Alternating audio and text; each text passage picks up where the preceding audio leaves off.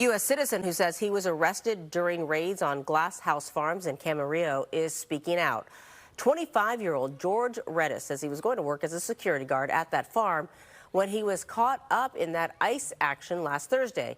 He says he was pepper sprayed and tear gassed and had his car windows smashed and then was dragged out of his vehicle at gunpoint. He says even though he identified himself as a U.S. citizen, he was held in federal custody in downtown L.A. for 3 days. They didn't allow me to shower. They didn't give me a phone call. They didn't let me speak to an attorney. They never told me what I was arrested for. Redis, who is a U.S. Army veteran who was deployed to Iraq, says he was released on Sunday and was not charged with any crime. He says he is expecting to file a lawsuit over his arrest and detention, and he wants to see a full investigation into that operation. Well, there is uncertainty tonight about the future of Jerome Powell as the Federal Reserve Chairman. President Trump says he asked about a dozen GOP lawmakers yesterday whether he should fire Powell, and they said yes. But just today, Mr. Trump said that is unlikely.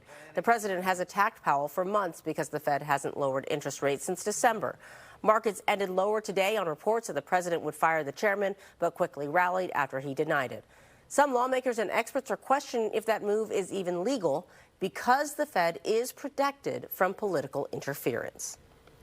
It isn't clear that he has any constitutional or statutory authority to do so, and markets will be rattled, not just the Dow Jones or NASDAQ, but the bond markets as well. We saw that certainly when tariffs were rolled out. It's not a good look, and it affects the president in terms of his popularity and the direction of the country, kind of that right-wrong direction and what's happening there, and that turns off voters as they're worried. Powell's term as Fed chair is up in May of next year. Well, the man behind the nationwide college admissions cheating scandal known as Varsity Blues can return to his former job as a college admissions consultant.